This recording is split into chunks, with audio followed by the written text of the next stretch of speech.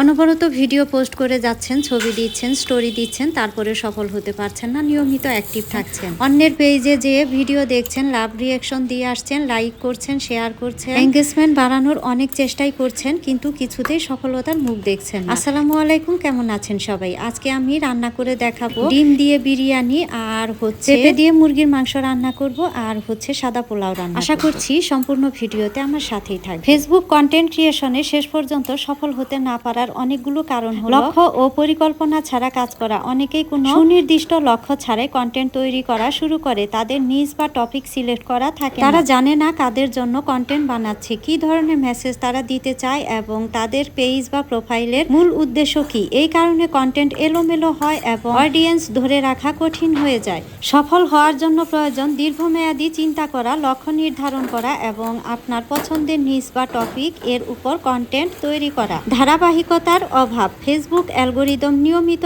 এবং ধারাবাহিক কন্টেন্ট পছন্দ করে। যখন একজন ক্রিয়েটর অনিয়মিতভাবে কন্টেন্ট পোস্ট করে, তখন ফলোয়ারদের কাছে পৌঁছানোর সম্ভাবনা কমে যায়। একই সঙ্গে দর্শকও আগ্রহ হারিয়ে ফেলে। তাই একটি নির্দিষ্ট পোস্টিং শিডিউল মেনে চলা খুবই গুরুত্বপূর্ণ। নিম্নমানের কন্টেন্ট তৈরি করা। কন্টেন্টের মান খারাপ হলে অডিয়েন্স তা দেখবে না। নিম্নমানের ভিডিও, অস্পষ্ট ছবি বা ভুল তথ্য সম্বলিত লেখা অডিয়েন্সের কাছে বিরক্ত বাড়ায়। ভালো মানের কন্টেন্ট তৈরি করার জন্য ভিডিও এডিটিং, ভিডিও শুটিং এবং কন্টেন্টের স্ক্রিপ্টের উপর মনোযোগ দেওয়া প্রয়োজন। ট্রেন্ড ও দর্শকের চাহিদা না বোঝা। ফেসবুকে প্রতিনিয়ত নতুন নতুন ট্রেন্ড আসে। যে ক্রিয়েটররা এই ট্রেন্ডগুলো ধরতে পারে না, তারা পিছিয়ে পড়ে। একই সাথে নিজের অডিয়েন্সের চাহিদা না বুঝে কন্টেন্ট তৈরি করলে তা তাদের কাছে আকর্ষণীয় মনে হয় না। সফল হতে হলে নিয়মিত রিসার্চ করা এবং অডিয়েন্সের মন্তব্যে মনোযোগ দেওয়া জরুরি। অতিরিক্ত প্রচারমূলক কন্টেন্ট। যদি আপনার কন্টেন্টের মূল উদ্দেশ্য শুধু পণ্য বা সেবার প্রচার করা হয়, তবে দর্শকরা বিরক্ত হতে পারে। তাদের কাছে মনে হবে আপনি শুধু বিক্রি করার জন্য তাদের ব্যবহার করছেন। তাই আপনার কন্টেন্টে শিক্ষামূলক, বিনোদনমূলক বা অনুপ্রেরণামূলক বিষয়বস্তু রাখার চেষ্টা করুন এবং প্রমোশনকে গৌণ রাখুন। হতাশা হয়ে হাল ছেড়ে দেওয়া। কন্টেন্ট ক্রিয়েশন একটি দীর্ঘমেয়াদী প্রক্রিয়া। রাতারাতি সাফল্য পাওয়া সম্ভব নয়। অনেকে অল্প কিছু পোস্ট করার পরেই হতাশ হয়ে যায়। তখন তারা প্রত্যাশিত